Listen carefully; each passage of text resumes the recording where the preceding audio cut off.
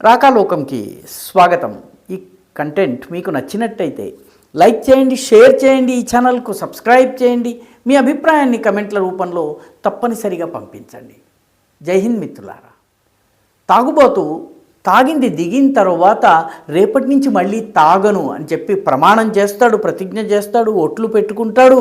ఆ మందు సీసా ఉంటే దూరంగా విసిరి పారేస్తాడు. మళ్ళీ సాయంత్రం అయ్యి చీకటి పడేటప్పటికీ నాలుక లాగడం మొదలవుతుంది, చేతులు జేబులోకి వెళ్తాయి, కాళ్ళు మద్యం దుకాణం వైపు వెళ్తాయి, నోరు దానంతట అదే తెరుచుకుని మళ్ళీ మద్యం దగ్గరికి వెళ్ళడం జరుగుతుంది.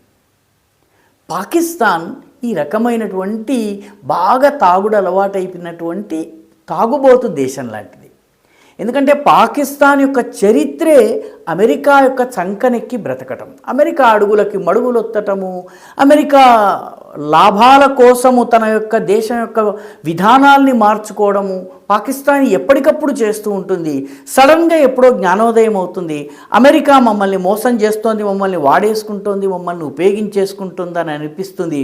అప్పుడు గుడిపూడి జంగాల్లాగా గొప్ప గొప్ప నిర్ణయాలు తీసుకుని చేసిన తప్పులన్నిటికీ క్షమాపణలు చెప్పుకుంటారు. మళ్ళీ తెల్లారేసరికి యథాప్రకారము ఏ పని చేయాలో ఆ పని చేస్తారు. పాకిస్తాన్ ఈ విద్యలో సిద్ధాస్తురాలైపోయింది. అదే పొరపాటుని పదే పదే చేయటము పాకిస్తాన్కి అలవాటైపోయింది.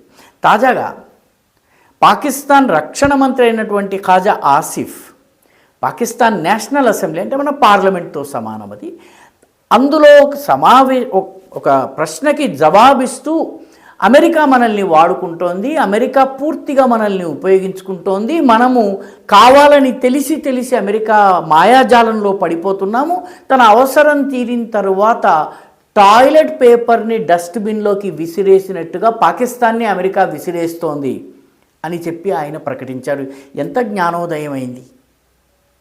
ఆఫ్ఘాన్ యుద్ధం సమయంలో మనము అమెరికా వైపు నిలబడటం వల్ల మనము మన దేశంలో వాళ్ళని ఆఫ్ఘనిస్తాన్ నుంచి వచ్చినటువంటి తాలిబాన్లకు వీళ్ళందరికీ శిక్షణనిచ్చే పేరిట వాళ్ళలో రాడికలైజేషన్ని పెంచాము. నిజానికి ఇప్పుడు ఈ రాడికలైజేషన్ వల్లనే తాలిబాన్లు తయారు చేసినటువంటి భూతాలు మనల్ని కాటేస్తున్నాయి, మనల్ని నాశనం చేస్తున్నాయి. ఇదంతా కూడాను మనం మన కోసం చేయలేదు, మనం అమెరికా కోసం చేశాము.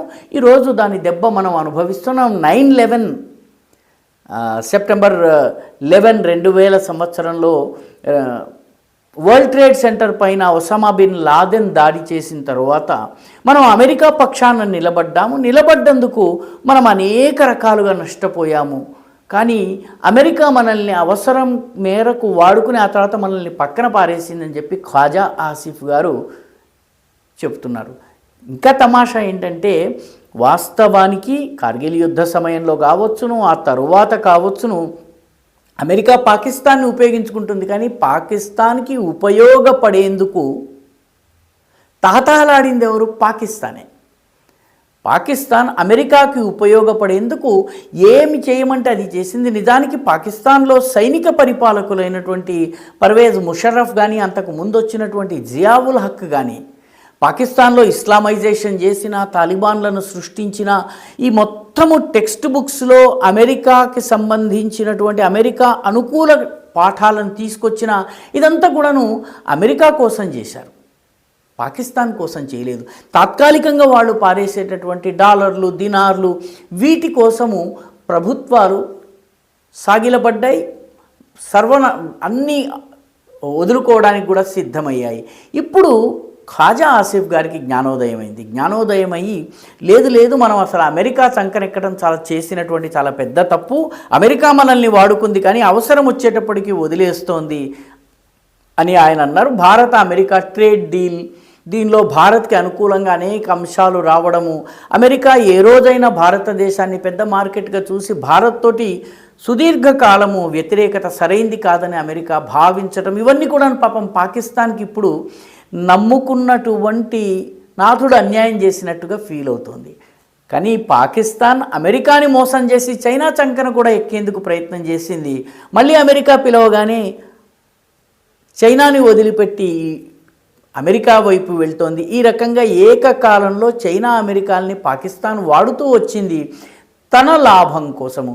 ఈ రోజున అమెరికా దాన్ని నమ్మడం లేదు, చైనా దాన్ని నమ్మడం లేదు. దాంతో ఇప్పుడు మనం అనవసరంగా అమెరికా చెంతన చేరడం అనేది తప్పు అని చెప్పి డిఫెన్స్ మినిస్టర్ అయినటువంటి ఖాజా ఆసిఫ్ గారు పార్లమెంట్లో చెప్పారు.